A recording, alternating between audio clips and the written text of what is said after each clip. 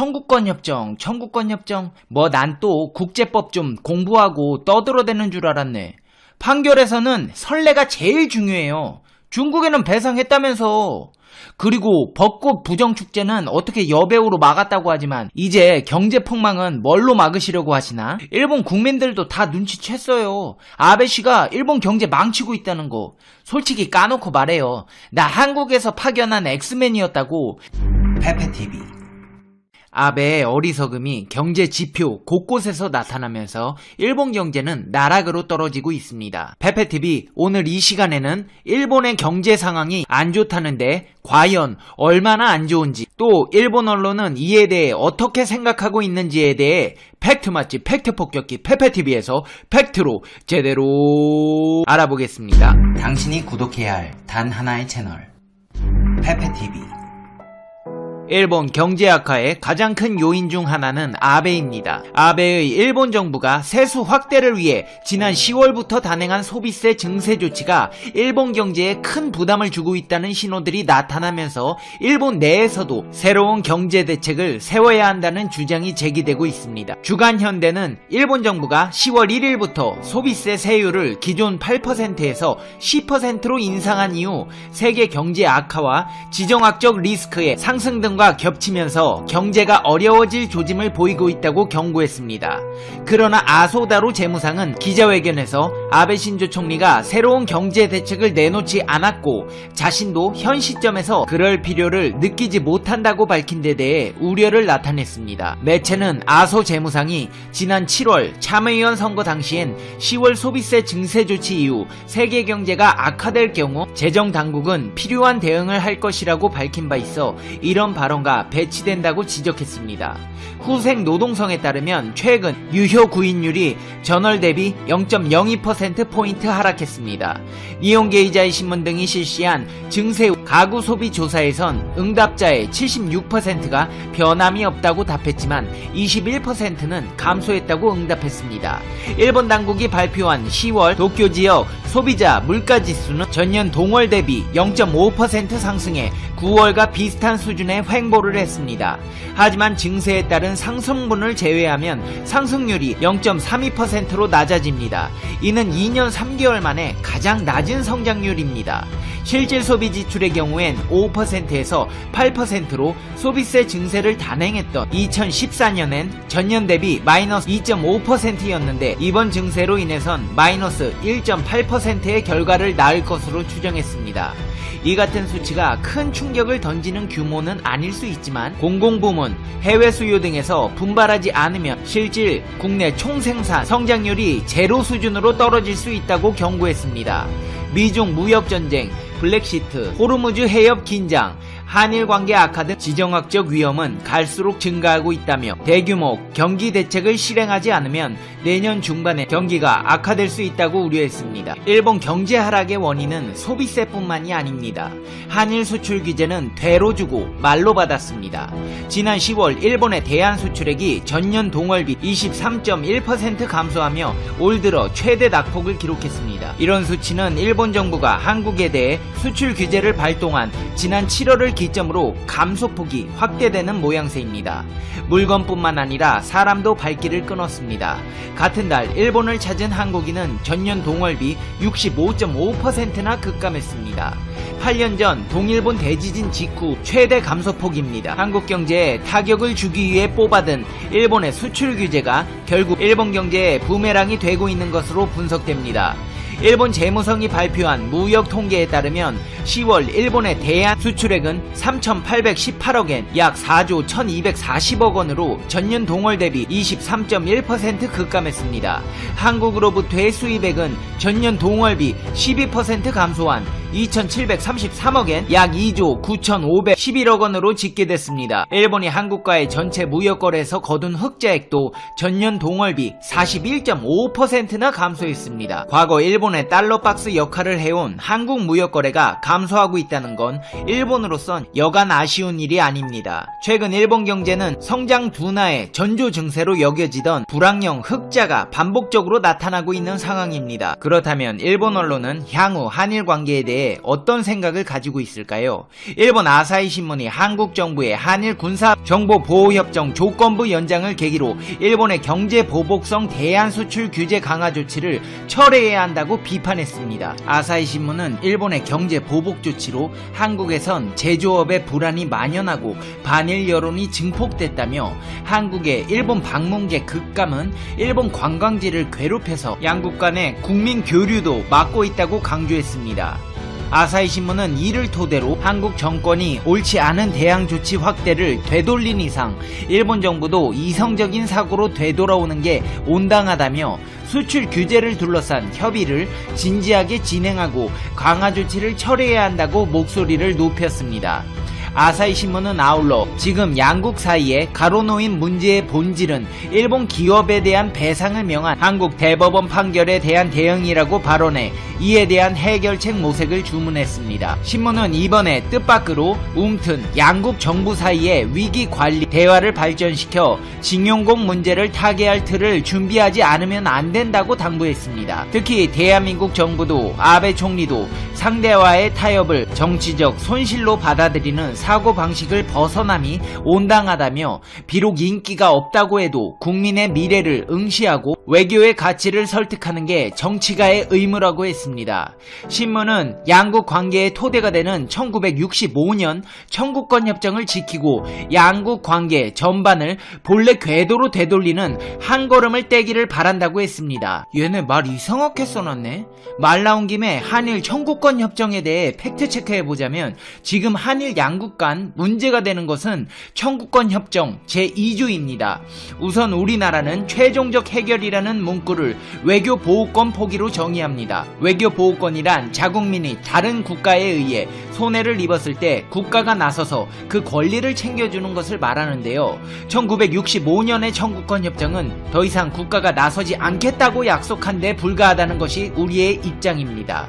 그러니까 국가 차원의 배상은 더 이상 불가능하지만 개인 차원의 청구권은 남아있으므로 전범기업에 대한 손해배상 청구는 가능하다는 논리입니다. 2012년 5월 대법원이 한일 협정이 있었다 하더라도 개인 청구권을 행사할 수 있다고 판결한 것과 같은 맥락이라고 할 수 있습니다.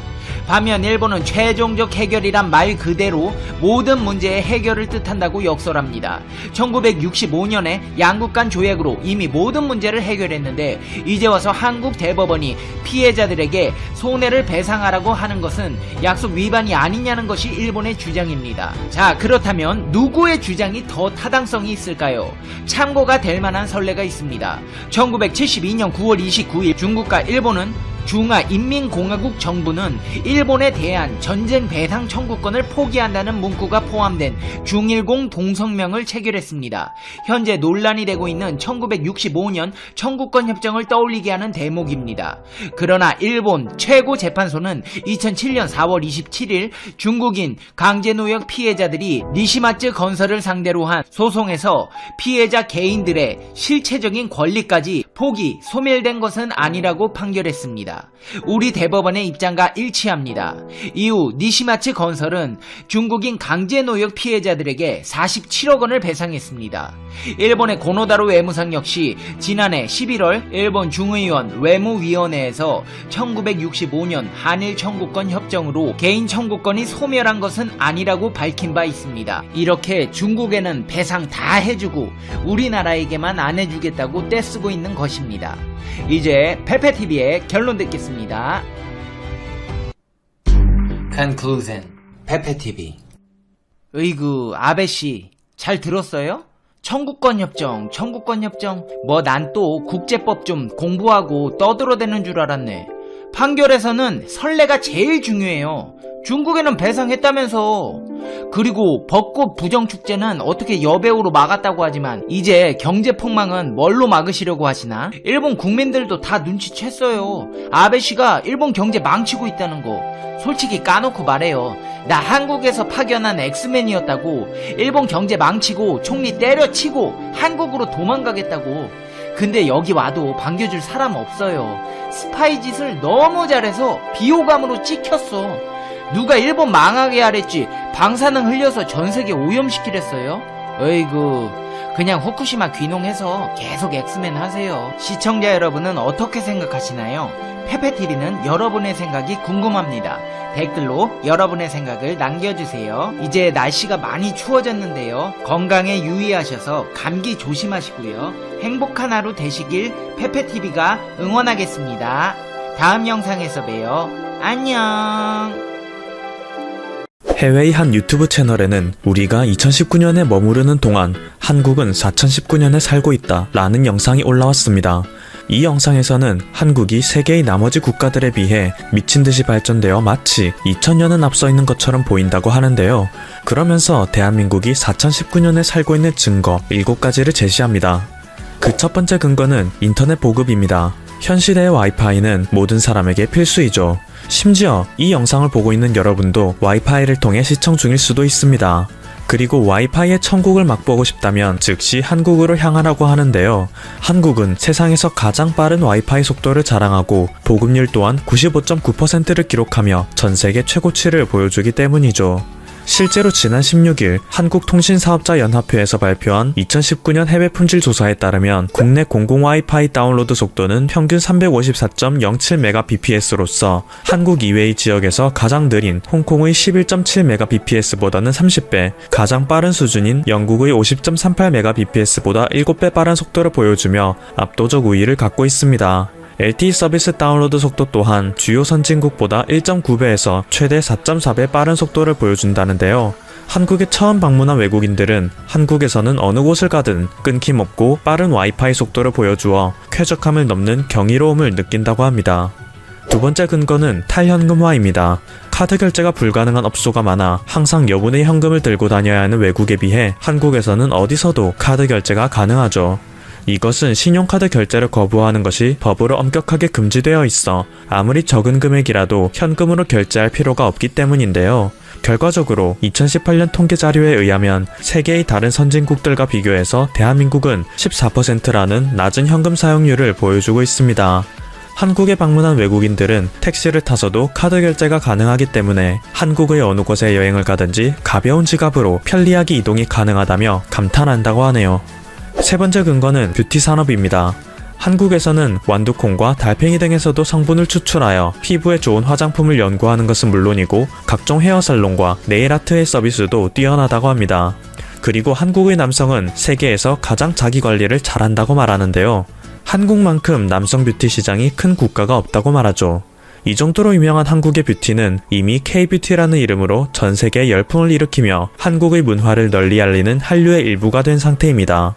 중국에서는 사드 배치 이후 한할령으로 인해 한국 화장품의 인기가 식고 일본의 화장품이 주류가 되었으나 최근 미국과 중국이 1단계 무역 합의를 타결하면서 한한령 해제에 대한 기대감도 커지자 한국산 화장품의 중국 시장 점유율은 25.2%를 기록하며 25.5%의 점유율로 1위를 차지한 일본의 자리를 재탈환할 가능성이 높아지고 있죠. 유튜브의 뷰티 채널도 한국에서 트렌드를 이끌어갈 만큼 미래의 뷰티 산업은 한국이 지배할 것이라고 합니다. 네 번째 근거는 로봇 기술입니다. 미래에는 로봇이 모든 곳에 쓰일 것이라는 사실이 당연시 여겨지는 현 시대에 한국은 이미 모든 곳에 로봇을 사용하고 있다고 합니다.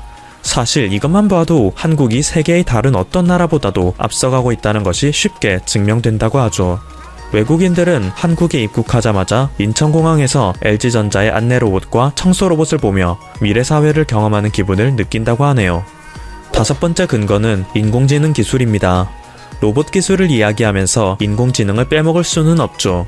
미래 산업의 핵심은 인공지능이라는 것을 알고 있기에 한국에서는 AI에 대한 투자를 대폭 늘리고 있는데요.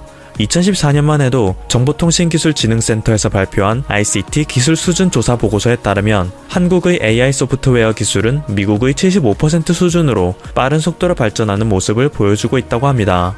최근에는 NHN의 바둑 인공지능인 한돌이 이세돌 구단을 상대로 2승 1패의 기록을 보여주며 승리하였죠.